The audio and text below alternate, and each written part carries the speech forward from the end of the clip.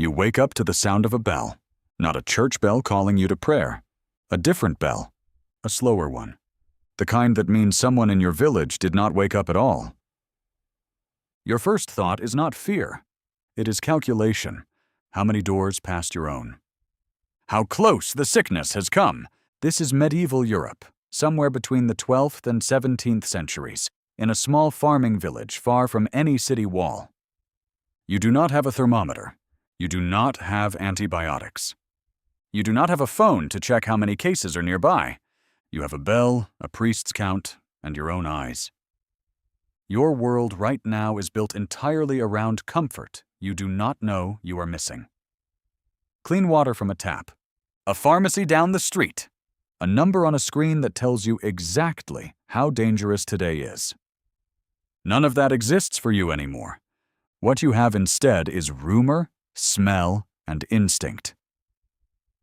The village well sits at the center of town, shared by every household, every animal, and every illness that anyone has ever carried to it. Nobody understands germs yet. Nobody can see what is actually moving through the water, the air, or the rats nesting under the floorboards. The science writer and historian credited with popularizing the term Black Death was a later invention, but the disease itself swept across Europe starting in 1347, killing an estimated 1/3 to 1/2 of the population in some regions within a few years. Historians studying mass burial pits, including sites excavated in London, such as East Smithfield, have found skeletal evidence showing entire families buried together within days of each other. That is not folklore. That is in the ground. Picture your actual house. One room, sometimes two. A dirt or packed clay floor, a fire in the center or against one wall, with smoke curling up toward a hole in the roof because chimneys are still rare in poorer homes. You sleep on straw, sometimes shared with your siblings, sometimes with the family goat for warmth.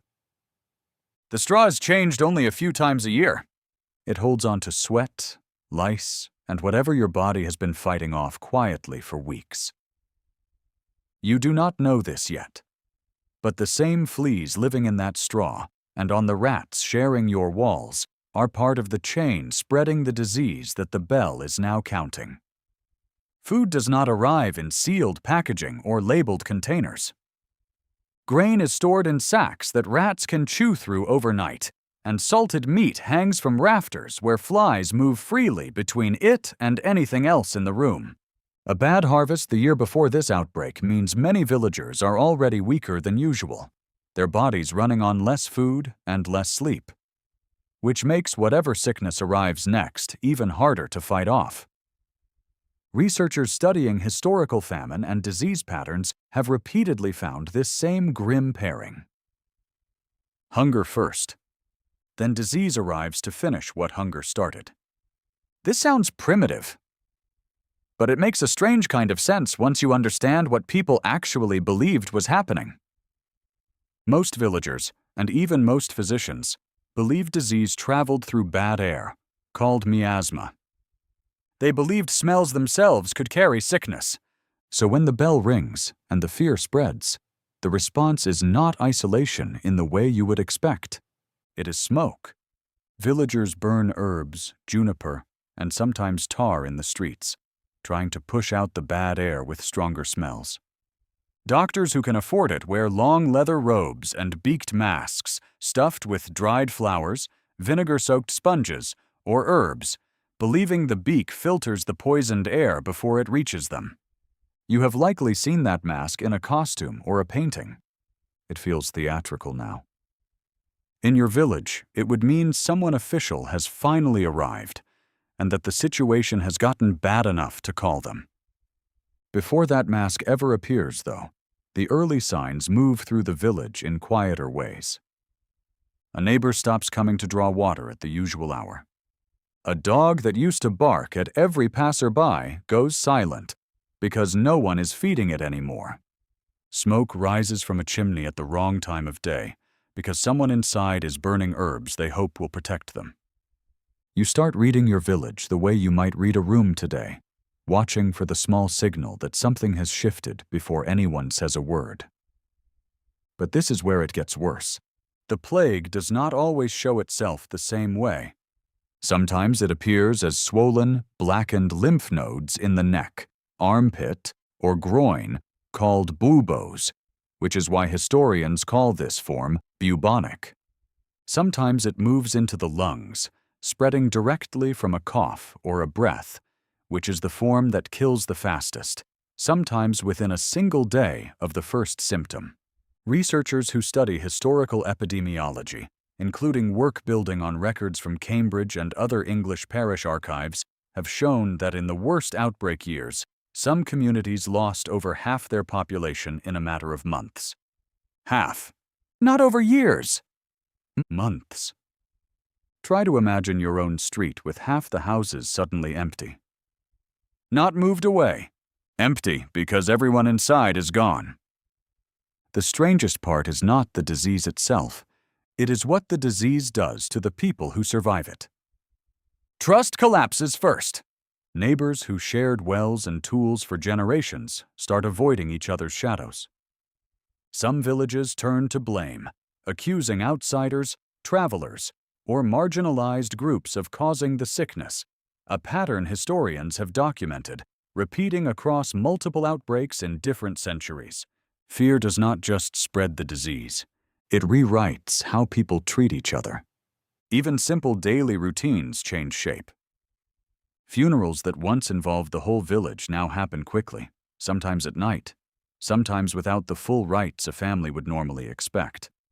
Because gathering too long near a body feels like its own kind of danger.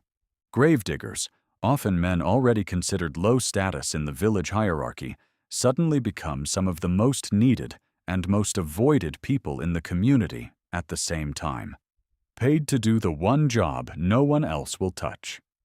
Children are taught earlier than they should have to be which houses to walk past quickly and which wells are safest, absorbing the fear of the adults around them without always understanding why. Religious processions become both a comfort and a danger. Since large gatherings meant to ask for protection often accelerated the very spread people were praying to stop. Some communities turned to flagellant movements, groups who whipped themselves publicly, believing suffering could earn divine mercy and end the plague. That detail sounds extreme today, but it captures something true about fear without information. When you cannot see a cause, you invent one, and you act on it with your whole body. And this is where modern life completely changes the story. You already carry, inside your own immune system, defenses your medieval ancestors did not have time to build collectively.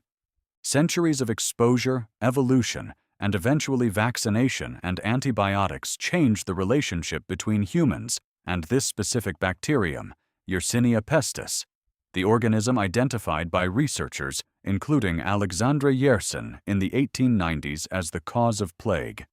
Modern antibiotics, when caught early, can now treat plague effectively, something that still appears in small numbers of cases today in parts of the world, including the southwestern United States, almost always treatable because of exactly the medicine your medieval self could never access.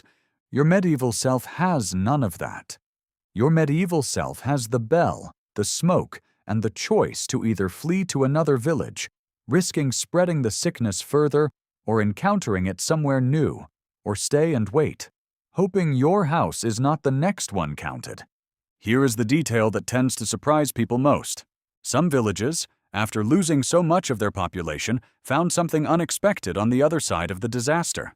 With fewer laborers available, surviving peasants in parts of Europe gained leverage they never had before, able to demand better wages or move to better land, a shift historians studying post-plague economic records have linked to the gradual decline of the rigid feudal labor system in some regions. Catastrophe did not just take. In a strange, slow, unintended way, it also reshaped who held power over daily survival. None of that comfort reaches you in the moment the bell rings, though. In that moment, you only have your own breath, your own straw bed, and the sound traveling across the rooftops, counting losses you cannot stop. Your modern brain, the one reading this right now, still carries pieces of that same fear. The instinct to check how close danger is. The instinct to listen for warnings. The instinct to calculate, the way you did in that first imagined moment, exactly how many doors away the danger has come. You built that instinct over centuries of bells, just like this one. You wake up to the sound of a bell. This time, it is just an alarm clock. And for the first time in human history, that is the only kind of bell that most of us will ever need to fear.